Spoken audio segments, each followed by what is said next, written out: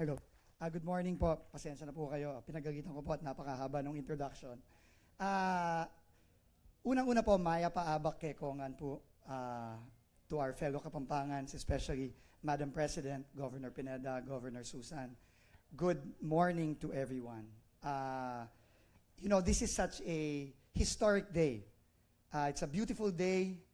Our beautiful Mount Arayat is witness to this day. She has shown herself in full view of everyone, of all of you, and in the entire country to witness this momentous occasion. Why is it historic?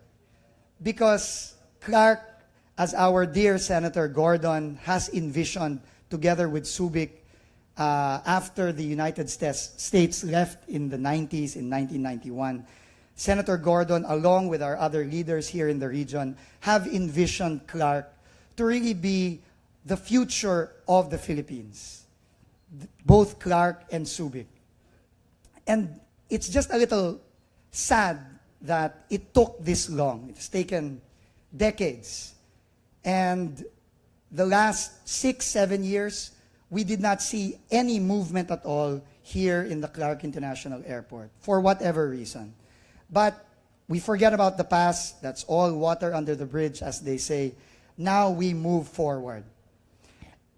Alam niyo po, every time I come to Clark, most of the time I drive from Manila to Clark. And I was just very surprised in the first year that the President Rodrigo Duterte took over. I started seeing billboards coming up on NLEX. And those billboards were saying, now flying from Clark, Clark to Davao, Clark to Cebu, Clark to Busuanga, Clark to Puerto Princesa, Clark to Boracay, Clark to Batanes. Padagdag po ng padagdag ang mga billboard na nakikita ko po sa NLEX.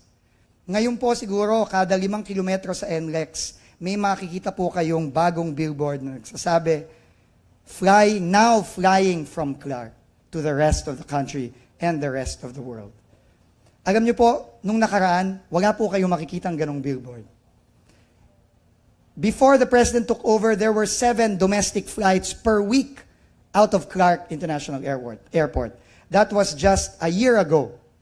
Now, there are almost 200 flights per week out of Clark. All done in the first year of our President. Now, you may ask, why? I mean, that's pretty strange that only a year ago there were 7 flights, now there are 200. Well, I think there are 2 words to describe that, what happened. Political will. Political will of the President who, from all places, came from far, far away in Mindanao, in the south, who said, as early as the campaign, we have to develop Clark, we have to develop Central Luzon, not only for the people of Luzon, but for the entire country. And we are all witness to that political will of President Duterte today. So with that po, I'd like to, before we continue with this, I'd just like to acknowledge the people behind this very momentous day, apart from our dear President who has really done everything to make this happen. First of all, Madam President, President Gloria Macapagal-Arroyo. President Arroyo po was the one who built our existing terminal. Unfortunately, when she left, it was not expanded, it was not continued. Well, ma'am, now we are honoring your actions during your term by building us a brand new world-class terminal. Thank you very much, ma'am. We would also like to thank and acknowledge the presence of our Honorable Speaker, Speaker Alvarez. Alam niyo po, si Speaker po, he is also from Davao, he is also from Mindanao. Pero paulit-ulit po niya sa taong ito, lagi po niyang fina-follow up, Vince, Sec Art, kailan na tayo magsisimula sa Clark? Doon niyo po makikita na mahal po ni Speaker Alvarez at ang ating Pangulo, ang Clark at ang Central Luzon. At siya po at si PGMA ang nagsabi, dapat gobyerno ang gumawa niyan. Hindi dapat natin ipi-PPP yan dahil ang PPP ay mabagal at matagal. And I think we have proven that today. Within 6 months, Speaker, Madam President, upon NED approval in June, we are now groundbreaking after 6 months. We'd also like to acknowledge Senator Richard Gordon, who was the author of the BCDA law. He was the principal author of this. Siya po ang nagtulak nito. Siya po ang nagsabi na kailangan pag-alis po ng mga Amerikano, merong pupuntahan yung mga iiwan nila sa ating mga base. At ito po, Senator Gordon, I think this is a tribute to your vision and to your hard work, what's happening in Clark and in Subic today. And to Senator J.V. Ejercito, all our other members of Congress who are here today, thank you so much. And of course, to our Executive Secretary and to our Secretary of Finance who are here. And finally po, our local government officials led by Governor Pineda and Governor Yap. Pero huling-huli na po ito. I'd just like to thank someone very important who has been our partner and my partner, not in the romantic sense, but in the work sense, our Secretary of Transportation, Secretary Arthur Tugade. Alam niyo po, si Secretary Art, 4 years presidente ng CDC. But he told me about his frustrations when he was president during the previous administration. He got very, very little support. He wanted to do so much for Clark. He envisioned a Clark that is world-class, that is a city of the future. However, he did not get the support that he needed.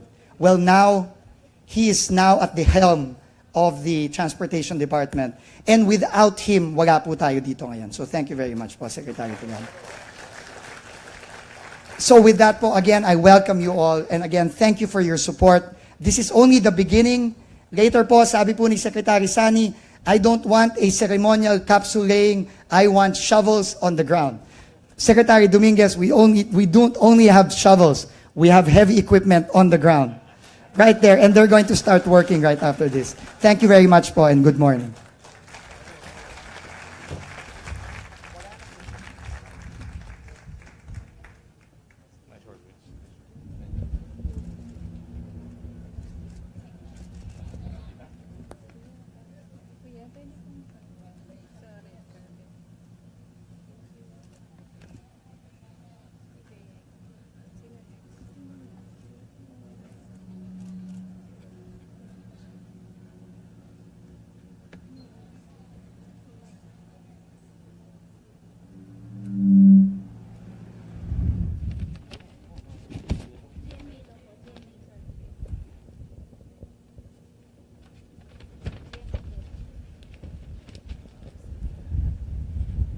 Thank you very much, President Vince. Our next distinguished guest is a well-loved Kapampangan, the 14th President of the Philippines, and now Pampanga's 2nd District Representative. Let us all welcome Madam Gloria Macapagal Arroyo.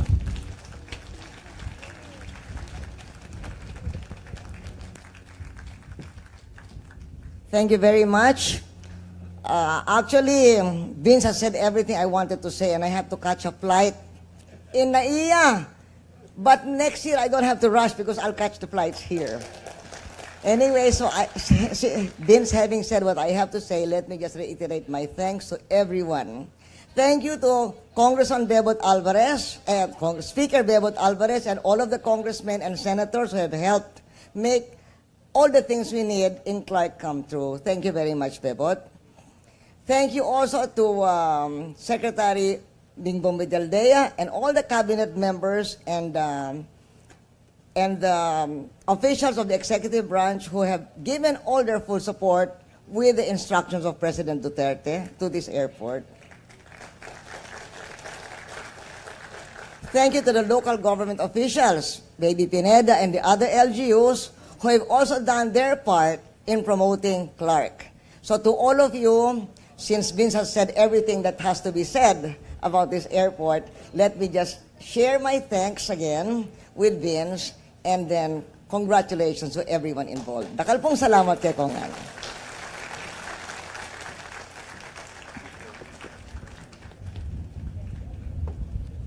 Thank you very much, Madam Gloria Macapagal Arroyo. At this point, please join us in welcoming our next distinguished guest, whose heart also belongs to helping develop airports in our country, as he used to be the Chief Operating Officer of the Manila International Airport Authority. He is also the former Secretary of Transportation and Communications, and at present the 1st District Representative of Davao del Norte, and our current Speaker of the House of Representatives. Ladies and gentlemen, please welcome Honorable Speaker Pantaleon Bebot Diaz Alvarez.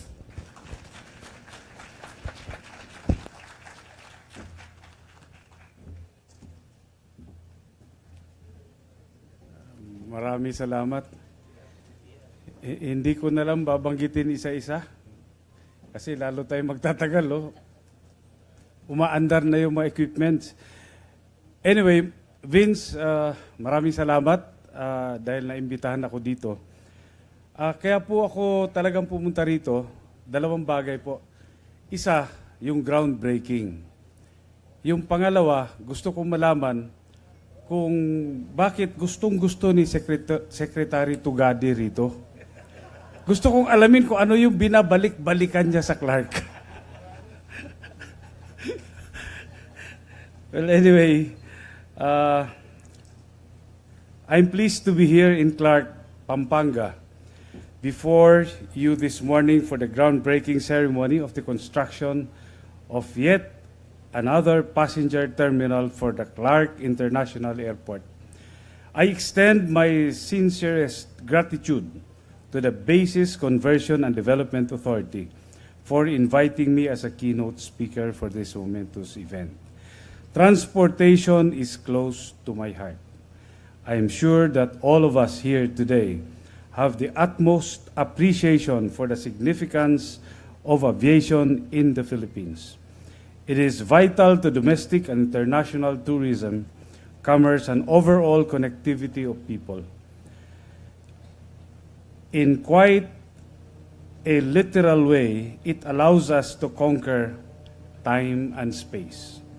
Today, Clark International Airport moves one step further into the future as we lay the ground for the construction of a new passenger terminal.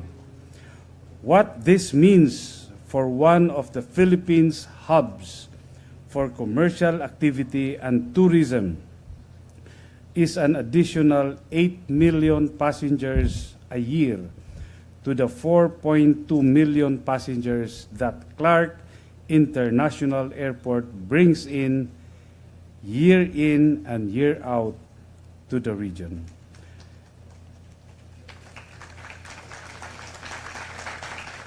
The development of a more extensive airport infrastructure in central Luzon highlights Clark on the map as a premier gateway to the Philippines. It will also decongest the already suffocating Metro Manila, an objective which I believe we all share regardless of political colors. Consequently, the expansion of Clark International Airport will also expand connectivity, growth, and opportunities outside of Imperial Manila. Clark and the surrounding areas, as well as the pathways that link it to Metro Manila, will enjoy wider and broader access to tourism, trade, business, work, and even education. Operationally speaking, this means more business, more jobs for everyone, better salaries, and an overall improvement in the standards of living of Filipinos. Clark will be a gift that keeps on giving. This blessing is just one of many more to come, and is part and parcel of the Build, Build, Build program of the present administration. It is picking up momentum, one that stakeholders from both public and private sectors must brace themselves for. There is no turning back anymore. As I speak today, and as part of the plan to finance this infrastructure boom, the Congress of the Philippines, your Congress, has ratified the Bicameral Conference Committee report of the Tax Reform for Acceleration and Inclusion Act.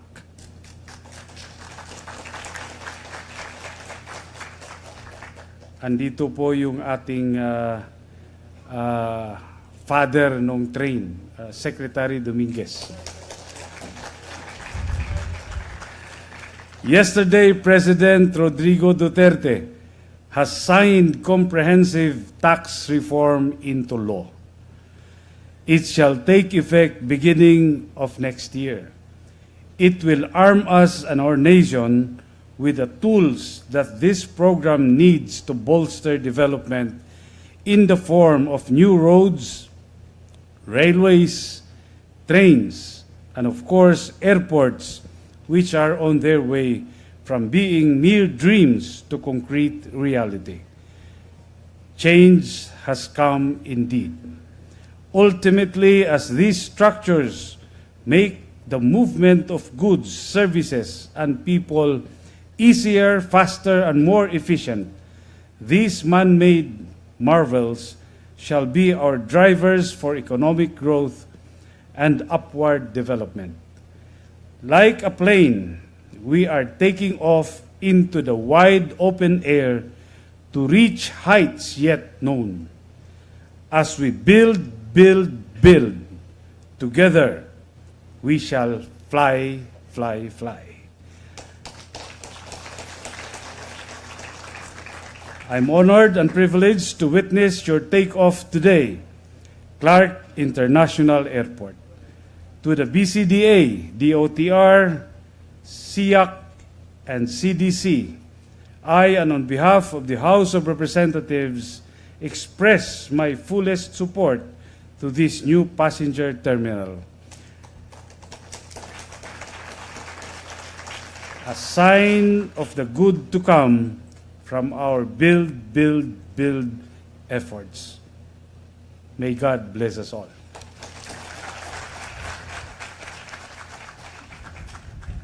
Thank you very much for that inspiring message, Mr. Speaker.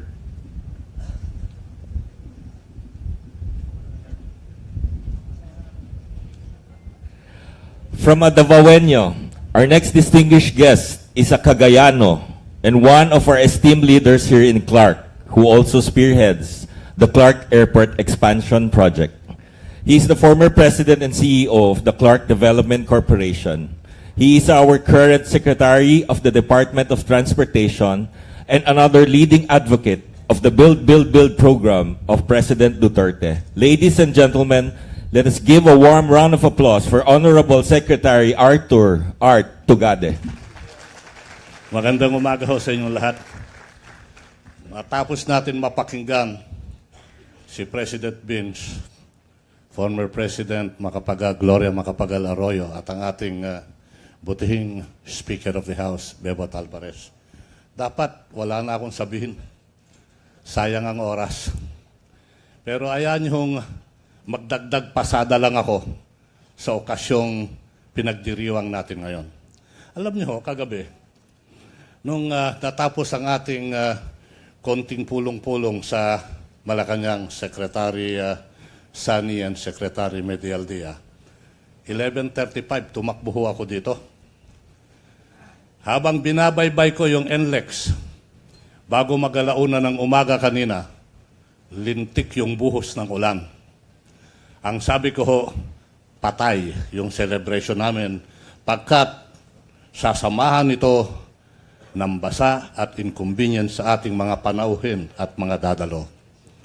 Kaninang umaga ho, mga alas 6, nung ginising ako ni Vince, sabi niya, pare, alas 6 na. Mag-usap na tayo. Mamayang alas 8, pupunta na tayo sa airport. Sumilip ako sa bintana. Nakita ko yung ngiti ng haring araw. At sabi ko, binindisyonan kami ngayong araw na to pagkat today is a beautiful day. It is a beautiful day because we are inaugurating a beautiful program. It is a beautiful day because we have the top echelons of government physically present today, joining us in celebrating a beautiful project. Alam niyo ho, matagal na rin ho itong proyektong ito, Secretary, Speaker. Matagal na ho, na kung saan nakikiusap kami noon na pwede pa umpisahan na yung improvement at renovation ng Clark International Airport. Yung pakiusap at pagsusumamo namin ay naitapon sa mga binging tenga. Ngayon ho, binibigyan natin ng kabuhayan yung plano, yung kagustuhan, at yung dream ng mga Kapampangan, taga-Tarlac, taga-Sambales, taga-Central Luzon na magkaroon talaga ng premier international gateway dito sa lugar na ito. Nagsasama-sama ho tayo ngayon upang bigyan buhay at ipatotoo yung pangarap natin lahat na magkaroon ng international gateway. Napakagandang araw. The weather has blessed us with a beautiful weather because of a beautiful project attended by beautiful people like all of you. Wala na hong dapat pang sabihin. Alam niyo ho, bigyan ko lang ng kabuuan yung kagandahan nitong proyektong ito. Una ho, itatali natin itong proyektong ito sa tinatawag na Tutuban, Malolos, Angeles Rail. Sa pamumuno ng ating mahal na kalihim Secretary Sani at ng Built team, sasabihin ho namin sa inyo, not later than January 6 of this coming year, we will mobilize to start the construction finally of the Tutuban Malolos portion. In the hope that the entire stretch from Tutuban to Clark will be completed fully and completely during the term of President Duterte. Ito ho ang isang proyektong ikinakabit natin sa magandang proyektong pinagsasayahan natin ngayon. Ano pa ho yung isa? Senator Gordon, sir, before the end of next year, we will start making a reality on that dream of yours to have a connectivity between Clark and Subic. A railroad system will be constructed between Clark and Subic in order that we can establish a connectivity never imagined before between Clark and Subic. Bakit ho? Kasi ho, gusto natin yung advantage ng airport dito sa Clark ay maging benepisyo ng seaport sa Subic at yung benepisyo sa Subic ay maging blessing sa airport ng Clark. In that way, you have actually put into a pedestal of operability what we call a logistics hub. And certainly it is a no-brainer. Once you have a logistic hub operation, development will come, growth will come, and certainly the happiness and glee of the stakeholders in the surroundings will certainly come. The third project is the so-called New Clark Green City, na kung saan ipinagtutulakan ng BCDA na makabuo ng isang bagong syudad, modern, walkable, green, and everything. Think about that is good. The good features of every city development all over the world, and you'll find it there. This New Clark Green City will be the icing on the cake, on the infrastructure which is sought to be put in place and developed by the Built team. Yung triangular development na ito will certainly augur well, not only for the benefit of Central Luzon and more particularly Pampanga, but essentially it will augur well for the development and growth of the entire country. My friends all, today we celebrate because for the first time in many years, we want to put meaning and reality to the dreams of many a people. Sana ho, patuloy na magsama-sama tayo, magkapit-bisik, upang yung pangarap na umpisahan ang airport dito ay magkaroon ng katuparan sa term at termino ng ating mahal na Pangulo. Isang proyekto at mga proyekto na alay ho ng ating Pangulong President Duterte sa buong sambayanan, handog ho ng ating mahal na Pangulo sa Central Luzon. Sama-sama po tayo na tapusin ang proyektong ito sa termino ng ating Pangulo. Magandang umaga po sa inyo.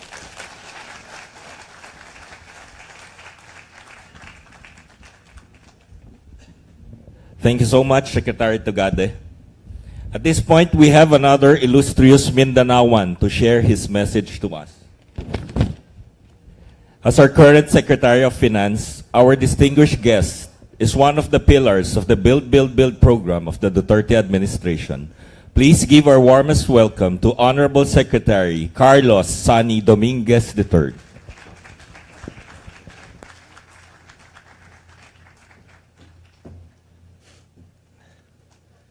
Good morning, former President and now Representative Gloria Macapagal Arroyo. Oh, she's gone. She left. Speaker Pantaleon Alvarez, Executive Secretary Salvador Medialdea, Secretary Tugade, Senator J.V. Ejercito, Senator Dick Gordon, Governor Lilia Pineda of Pampanga, members of the House of Representatives, city mayors of Pampanga, BCDA Chairman Greg Garcia, BCDA President and CEO Vince Dizon, Acting President and CEO Mr. Alex Cagiran of Clark International Airport, Mr. Noel Manankil, President and CEO of Clark Development Corporation, Mr. Edgar Saavedra of Megawide, and Chairman and CEO, Mr. Puvan Sripathi, and of course, Mr. Ping De Jesus here, who was my boss under Cory. Ladies and gentlemen, thank you for inviting me to the ceremony today. Building this new international terminal for Clark International Airport is an important milestone in the Build, Build, Build program.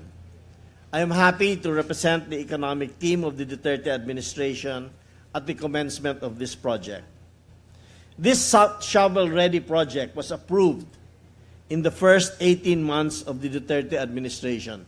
In fact, the formal approval came only 6 months ago. It demonstrates, as Vince said, the political will to get things done. In the previous administration, the projects of PPP took an average of 30 months from conception to start of implementation. It took the Cavite-Laguna Expressway 50 months to conceptualize and begin the implementation.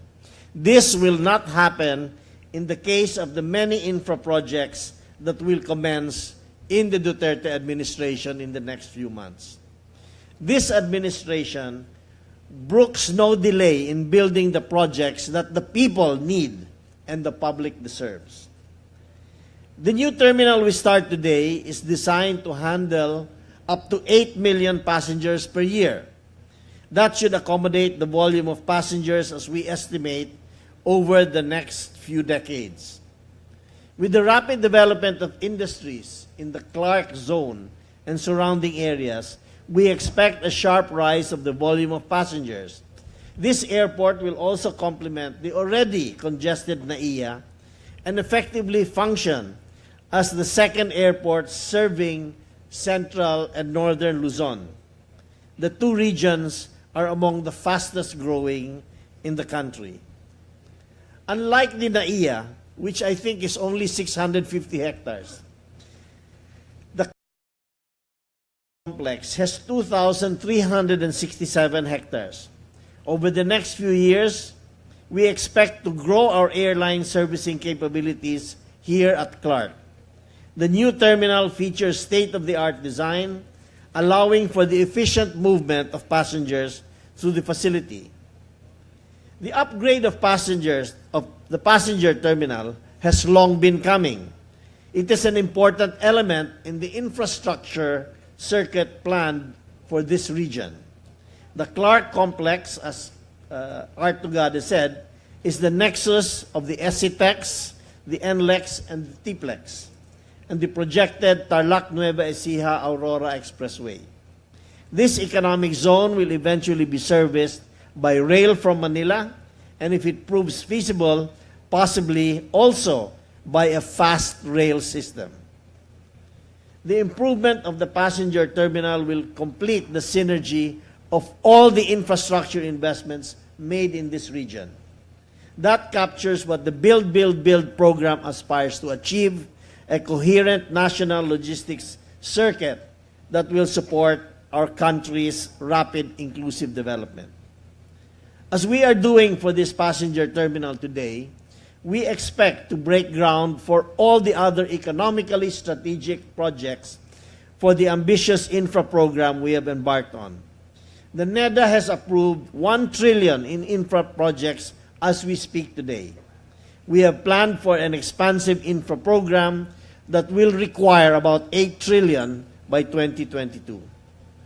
The infra investments will underpin all efforts to build an economy truly beneficial to all Filipinos. They will drive our economic growth and disperse the fruits of modernization to areas outside Metro Manila. This has to be the happy day for the nation, and I wish the contractors fast and unimpeded work for this crucial project.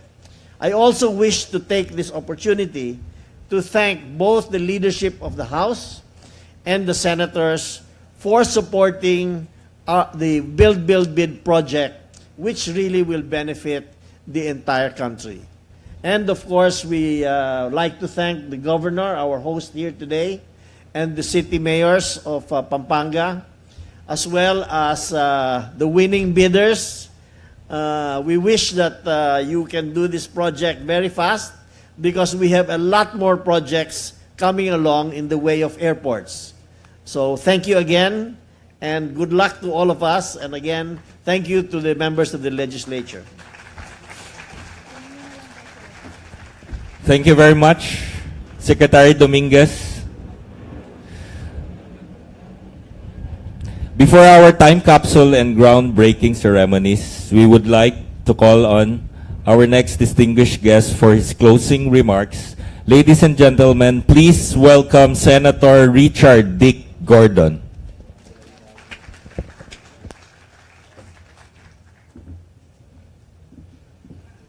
Secretary Medaldea, Speaker Alvarez, Secretary Dominguez, Secretary of Transportation Tugade, Senator Ejercito, all the congressmen here present, Governor Pineda, Governor Susan Yap, especially to President Vince Dizon.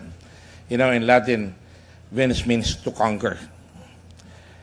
We have to conquer ourselves here in this program.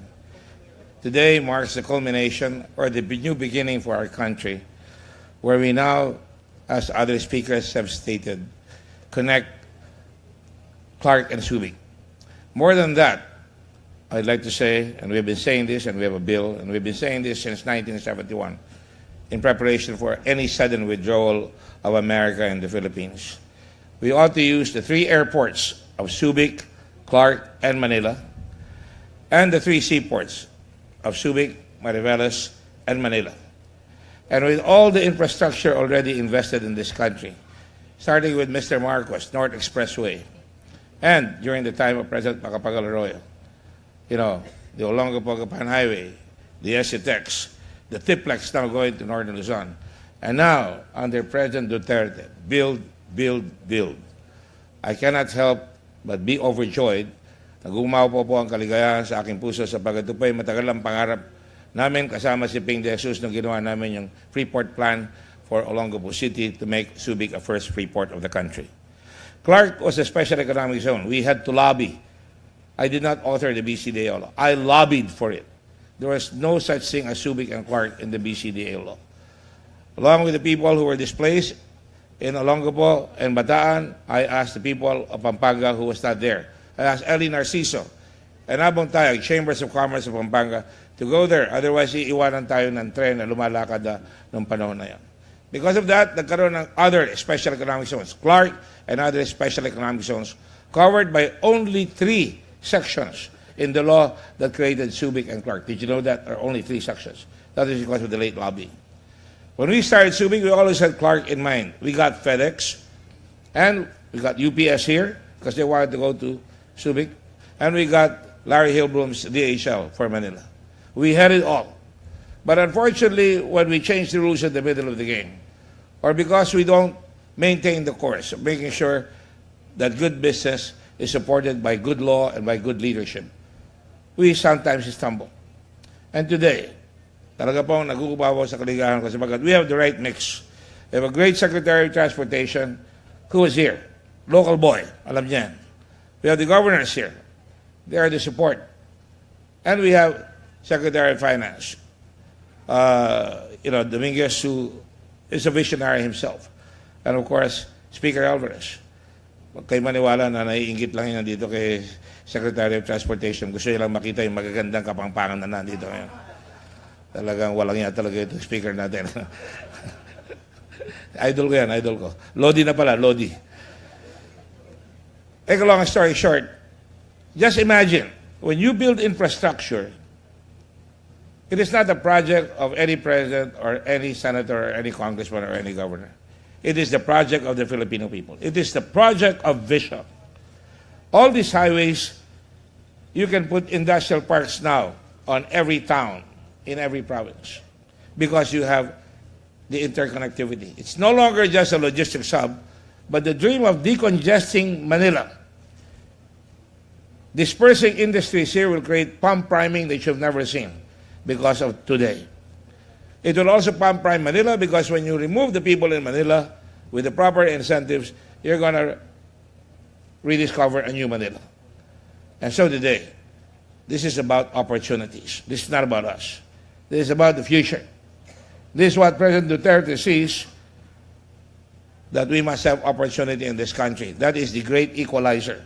Law and the creation of opportunity. Pag pinagsama niyo ang vision ng leader at ang tao, lalabas ang galing ng Pilipino. It's important, therefore, that all of us here in Central Luzon support the effort, because this will really fast-track everything. Not just for Angeles or Mabalacat or Subic or Clark. It will fast-track everything from Apeco in the Pacific Ocean. We are the only region with 2 oceans, like the Panama Canal. We have Apeco in the Pacific Ocean, and we have the West Philippine Sea here, what they call, or used to call South China Sea. And today, when we do this and connect all these airports and this seaport, pag sinama nyo na lahat siya, madali na tayo mag-promote and bring the industry right here. And when you go all the way to Tiplex, La Union is also a free port. By the way, the power of free ports can be seen in the fact that Clark just created 100,000 jobs over the last year. And that Mariveles created over 60,000 jobs. So you can check the records when we made it into a free port. There will always be people who will be fearful. When we did Subic, mag-i-smuggling dyan. But this is not about fear. This is about the whole country making fear our friend. Making the future our friend. Making it a Filipino future. And this is what it's all about. Kaya di nyo ako mapipigil na hindi ako magsalita, na sabihin ko ang congratulations ko. President Gloria Macapagal-Arroyo helped me when Clark lost its free port status because it was only an executive order. We had to file a bill that created Clark Freeport, and we got the jobs back. It was President Macapagal who signed the law that we authored here. So, it's not a time for patronage, it's not a time for personalities, it's a time to make sure that when those backhoes start digging, we create new life. We create a new bagong bayan for our country. And this is what this is all about. Congratulations to all of us here. Mabuhay ang Pilipinas, mabuhay ang Pangulo, mabuhay ang Congress at Senado, at gamitin natin ang bagong budget, bagong taxes natin. Walang bansa na hindi aasenso kundi lahat tayo magbabayad ng buwis, sapagkat kung di tayo magbayad ng buwis, ang military natin, lampa. Ang infrastructure natin, lampa. Ang ating gobyerno, lampa. Alisin natin lang yung mga kurakot, katulad ng mga nandedenggoy sa atin, katulad ng denggoy sa Dembaksya, sigurado, hindi ko matiis yan eh. Sigurado, maayos natin ito. Maraming salamat po sa inyo lahat. Congratulations. I do not close. We open a new opportunity for our country. Mabuhay po kayong lahat. Thank you very much, Senator Richard Dick Gordon. We would like to thank all speakers we have today, from President Vince Dizon of BCDA.